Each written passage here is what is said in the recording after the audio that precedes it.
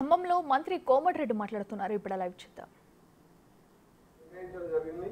అందులో భాగంగా రాష్ట్ర వ్యాప్తంగా పాత 10 జిల్లాలలో సమావేశాలు ఏర్పాటు చేసుకుని దిశాదర్శనం ఏర్పాటు చేసుకుని మీకు కొన్ని సలహాలు ఇస్తూ అలాగే మా గౌరవ ఎమ్మెల్యేలు ఎంపీలు వారితో కలిసి సమావేశం నిర్వహించుకొని మీ అందరికి కూడా ఒకటే జిల్లా కలెక్టర్ గారి నుంచి మొదలుపెట్టుకుంటే కింది ఆఫీసర్ వరకు ఈ కార్యక్రమాలన్నీ కూడా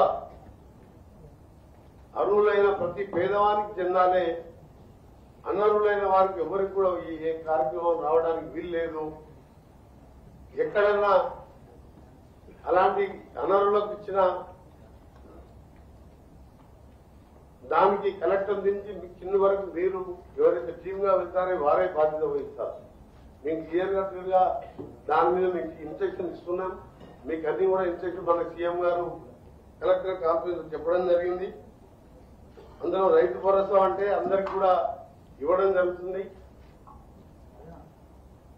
మనం అనుకున్న ప్రకారం లేఅవుట్ చేసిన దానికి అనేది గతంలో ల్యాండ్ ఎక్వైజ్ చేసి పేమెంట్ చేసిన దానికి అనేది రాళ్లు రప్పలు కొండలు ఇలాంటి కానీ కాకుండా వ్యవసాయానికి ఉపయోగపడే ప్రతి ఎకరానికి రైతు భరోసా ఇచ్చే కార్యక్రమం చేస్తున్నాం. దాంతో పాటు రేషన్ కార్డు తీయకుండా 5-6 సంవత్సరాలైంది. దాన్ని కూడా గౌరవ మంత్రి గారు ఇక్కడే ఉన్నారు కాబట్టి వారు దాని గురించి ఏ విధంగా ఒక నూతన ప్రక్రియ ఎంతో వర్కౌట్ చేసి దాన్ని తీసుకున్నారు. అలాగే గౌరవ హౌసింగ్ మినిస్టర్ గారు కూడా మీ జిల్లా వాసులు కూడా ఇక్కడే ఉన్నారు.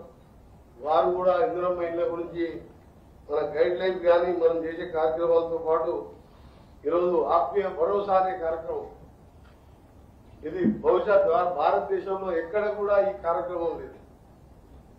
ఉపాధి హామీ కార్మికులకు, భూమి లేని నిరుపేదలకు కనీసం ఉపాధి హామీలు 20 రోజులన్నా అటెండ్ అయ్యి వారికి అర్హులుగా గుర్తించి 2 దఫాలుగా 12,000 ఇచ్చే కార్యక్రమం బహుశా భారతదేశంలో మొట్టమొదటి తెలంగాణ రాష్ట్రంలో ఆ కార్యక్రమాన్ని అమలు చేయబోతున్న సందర్భంగా ఈరోజు మీ అందరూ కూడా అక్కడ ఉన్న గౌరవ ఎమ్మెల్యేలు ఎంపీ గారు కానీ గౌరవ మినిస్టర్స్ ఇంకా ఆఫీసర్స్ కూడా మీరెవరున్నా కూడా మీ అభిప్రాయాలు చెప్పొచ్చు, మీ ఏమైనా డౌట్స్ ఉంటే అడగొచ్చు.